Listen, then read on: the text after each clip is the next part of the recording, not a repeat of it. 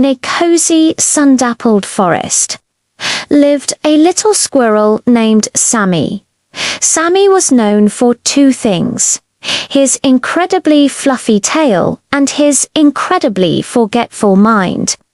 He could forget where he put his favorite acorn just moments after burying it. As autumn painted the leaves in shades of gold and red, a chill whispered through the trees. "Winter is coming," chirped the birds. Every creature in the forest was busy preparing. Sammy had worked hard all season, gathering the biggest, crunchiest nuts for the long, cold months ahead. He had stored them all in one super-secret, extra-safe place. The only problem was, he couldn't remember where that place was. He scampered around his oak tree home, patting the ground. Was it under this mushroom? No. By the babbling brook? No. He scratched his head, his bushy tail twitching with worry. "Oh dear, I've forgotten where I hid all my winter nuts." Just then, a wise old owl named Oliver hooted from a branch above. "Trouble, little one, Oliver," Sammy cried, looking up. "It's terrible. I've lost my entire winter feast." Oliver adjusted his spectacles. Lost or just misplaced? A forgetful mind often leaves clues for itself. Let's think. What was the last thing you remember doing after you hid them? Sammy thought hard. "I remember feeling very clever and a little bit sleepy, and I remember a rhyme." "Aha," said Oliver, "a clue." "How did it go?" Sammy recited, "where the giant's stony tear is found. My winter treasure sleeps safe and sound." Oliver puffed out his chest. "The giant's stony tear. That sounds like the big grey rock by the whispering waterfall. It's shaped just like a teardrop. Let's go." Together, they hurried to the waterfall. The air was misty and cool. There was the giant grey rock, but there were no nuts. Sammy's face fell. "They're not here." But as he looked closer, he saw something scratched into the rock. It was a drawing of a carrot. "A carrot? That's silly. I don't eat carrots, but you have a friend who does," hooted Oliver. "This is a clue for your next stop." Sammy's eyes lit up. Bella, the bunny. She loves carrots more than anything.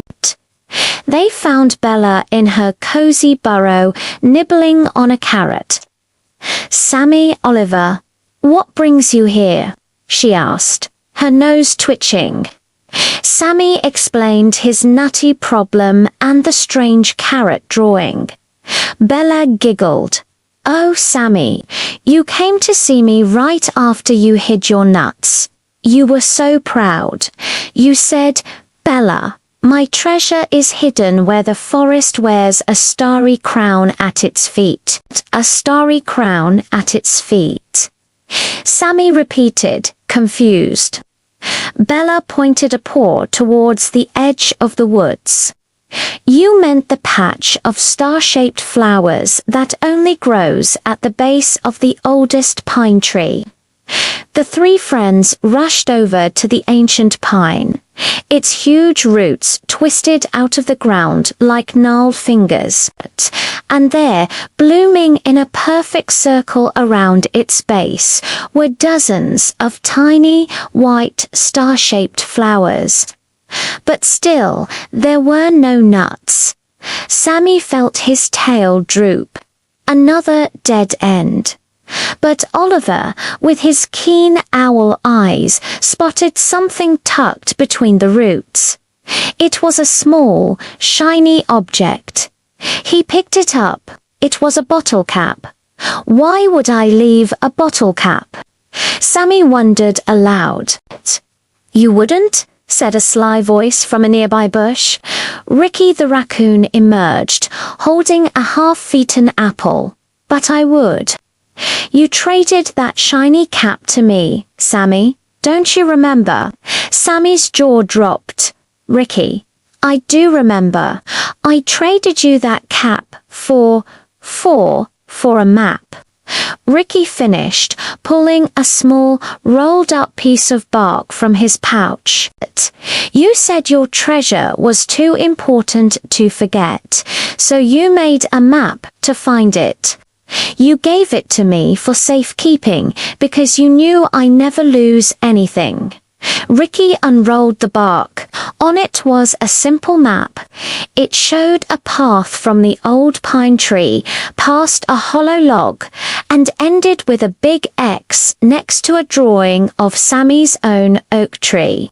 Sammy looked at the map, then at his tree, then back at the map. Do you mean, it's been at my own home this whole time? They all raced back to Sammy's tree. The X on the map was right next to the front door. Sammy looked down. He was standing on a loose patch of dirt he had never noticed before. He started to dig. His paws hit something hard. It was a large, flat stone. With help from his friends, he lifted the stone, and there, nestled in a deep, cozy hollow, was the most magnificent pile of nuts any of them had ever seen. There were acorns, walnuts, and hazelnuts, all piled high. Sammy cheered. I found them. We found them. He turned to his friends, his heart full of gratitude. I couldn't have done it without you. Oliver, you helped me solve my riddle. Bella, you remembered my silly clue. And Ricky, you kept my map safe. That evening, as the sun set, Sammy shared some of his finest nuts with his friends. As they munched happily, Oliver said, You see, Sammy, sometimes being forgetful can lead to the best adventures. Bella added, and it shows you who your real friends are. Sammy looked at the happy faces around him and knew they were right. He might be a forgetful squirrel, but he was also a very lucky one. He had learnt that day that while a stash of nuts is a wonderful treasure, the greatest treasure of all is having good friends to share your adventures with. And that was something he promised himself he would never, ever forget.